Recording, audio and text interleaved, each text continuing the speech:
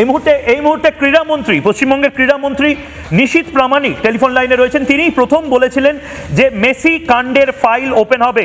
নিশীথবাবু, আজ শতদ্রু দত্ত তারাও অরূপ বিশ্বাসের বিরুদ্ধে মামলা দায়ের করতে গেছে, আবার নতুন করে জলঘোলা হচ্ছে মেসি কাণ্ড নিয়ে, কি বলবেন? তো হওয়ারই ছিল।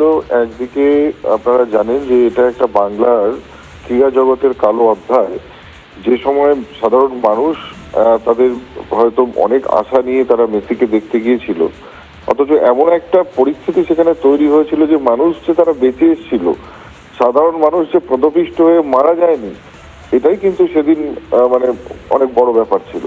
এবং সবচাইতে দুঃখের এবং লজ্জার যে সেই সময়কার যারা প্রশাসনিক দায়িত্বে, যারা সেই সময়কার মন্ত্রী, যারা সেই সময়কার আমলা, যারা সেই সময় পুলিশ আধিকারিক, তাদেরকে সঠিকভাবে পরিচালনা করা হলো না কেন?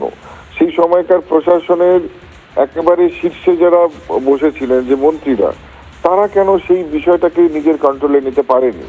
এবং বরঞ্চ কোথাও কোথাও গিয়ে আজকে যেমন আপনারা বলছেন যে ওনার নামে মামলা হয়েছে, সেই জায়গাটায় দাঁড়িয়ে এই প্রশ্নটা আসছে কেন? এটা কিন্তু একটা বড় প্রশ্ন।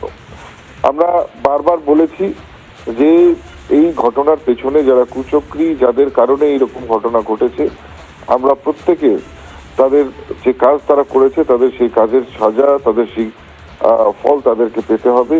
এবং নিশ্চিতভাবে মেসি ফাইল ওপেন হয়ে গেছে। আমরা আমাদের ক্রীড়া দপ্তর থেকে অলরেডি মুখ্যমন্ত্রী দপ্তরে পাঠানো হয়েছে, এবং নিশ্চিতভাবে আমরা কিন্তু এর একেবারে যতটা সম্ভব হয় আমরা কিন্তু এর অ্যাকশন নিতে চলেছি।